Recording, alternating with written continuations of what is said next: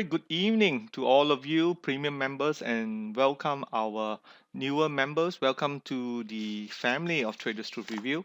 Another session here, closing bell for week ending 13th of September. Again, we were quite spot on last week. I said that if looking at my notes on the 6th of September, we were saying that there was a temporary base building at 1715, and since then the market went up almost by 50 points, which is tremendous. If you could see it here, this is what we're talking about, the base building, 1715 to 1725, and you have this spring here. If you look in terms of weekly chart, that's why it is very important that you have to switch to your weekly chart. And sometimes just you want to pull back away from the day-to-day kind of trading and really look at the weekly basis. I mean, it's just like putting a picture of the chart. I mean, imagine you see this chart in front of you, you put it on the wall and you step back 10 feet and look at it. So that's what I mean. I mean, you have to distance yourself. If you don't, you tend to, put a very microscopic view to the market and you don't see the trees for what you see the forest. You get my point? I'm trying to say that you should see the forest and not just a tree. I think that's your key in the point. So we did what else we said? We said that the market has to pause first before moving higher. And the thing is that I was thinking that it was likely to test the 1750 level. Instead, it just gaps up. A lot of time when market is strong, because they were waiting for people to buy at 1750. It didn't come. Instead, it gaps up. You could see it from here. Let me just show you this chart here. The market just gapped above 1750 and started to move on. And you have this overhead resistance, which was previously the support but has broken. Now it becomes a resistance. So that's how technically work, and this is something actually we cover a lot on our Master the Market main course. For those graduates who has attended, we are doing our next Master the Market main course in November, early November. So come back and reseed it. It's one of the benefits of coming to our course, able to reseed and refresh some of the mystery in the market, as well as for you to get to know the market better this round. All right.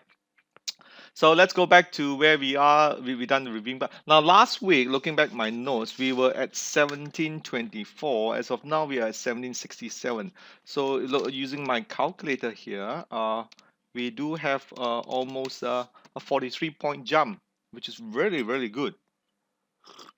I mean, you think of it, we lost about 6.5%, 8% last week, and we are up back 5%. So we are still on pretty much. I mean, if you have to put a number where we would end, I would say this is likely that number around 1780, 1770. This is how the year end would end, 201. Although I have not confirmed on the forecast yet, I'm still waiting for the month of September and October, especially what's happening this Wednesday. Okay, this coming Wednesday, the US FOMC federal chairman will release the minutes whether they will be doing the QE tapering or not. So pay notice on Wednesday. So Thursday you're going to be seeing it. So a lot of people are still talking about likely of a QE tapering about less than 10 to 15 billion. I mean, resulting to a 70 to 75 billion monthly QE quantitative easing.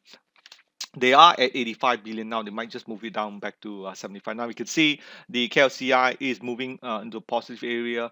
Not positive area, still in the negative area, although it was down as low as 1764. Now it's 1768. So a fairly strong start. Also at our news today for the KLCI, it did mention that the KWSP as well as EPF plus some of the local institutions were really buying this market as the market was going lower here. Enough has been said because our market is flush with liquidity and our so-called institutions still have funds. They went in and supported, just pushing this above 200 moving average and pushing it up. However, having said that, we have the resistance at 1774, and that seems to be preventing things from moving higher. All right. So that's on the side of the thing. Now on the FBM 70 at the small cap stock, again, you could also see we are hitting a resistance here. This one perhaps is a better one, which is the 14,000 here, just short of 14,000. This thing went up to about 13,900 in here.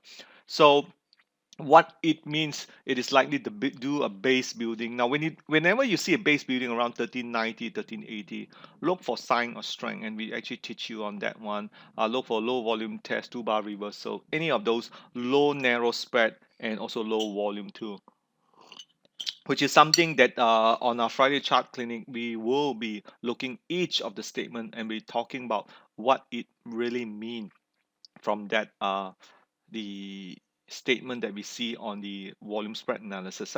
Like a market gaps up on high volume, that is a sign of weakness. So we'll be doing that more on a weekly basis on the Friday chart clinic. So make sure you don't miss it on our Friday 11 o'clock meeting. Okay.